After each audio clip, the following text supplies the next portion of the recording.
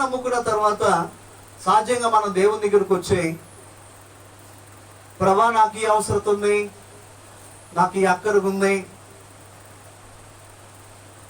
నాకు ఈ అవసరతలో నీ సహాయం దయచేయమని సహజంగా మనం దేవుని మీద తరచూ ఆధారపడుతూ ఉంటాం. మంచిదే. ఒక బిడ్డగా తండ్రిని అడిగేటువంటి అధికారం, హక్కు నీకుంది కాబట్టి ప్రభు సన్నిధిలో దేవుణ్ణి అడగటం మంచిదే.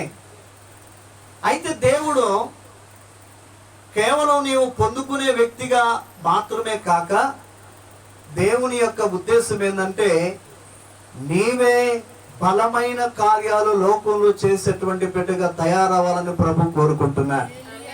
ఆమేన్. అదే దేవుని వాక్యం చెబుతుంది. అయితే తమ దేవుణ్ణి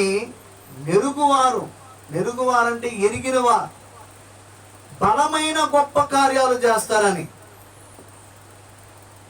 దేవుని వాక్యం నమ్మినటువంటి మనం ఆత్మీయ జీవితంలో ముందుకు వెళ్ళేటప్పుడు ఆత్మీయ బలం అనేది చాలా ప్రాముఖ్యమైనది.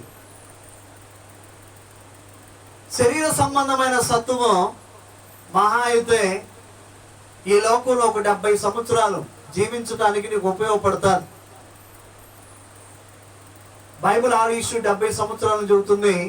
ఒకవేళ మన అదృష్టమో కర్మగాలో 10 సంవత్సరాలు ఇంకెక్కువ బతికినా అది ఆయాసమే, దుఃఖమే. పాస్టర్ గారు